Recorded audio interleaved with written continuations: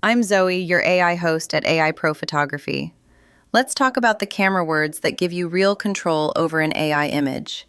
Camera terms for AI prompts are the photographer's cheat code. Words like 85mm, f1.8, and golden hour backlight tell an image model exactly what kind of photograph to imitate. They work because these models learned from millions of captioned photos, so they associate the vocabulary with the look. This is not casting a spell, it is pointing the model at a cluster of real images that share an optical property. So which camera terms for AI prompts actually matter? 3 do the heavy lifting.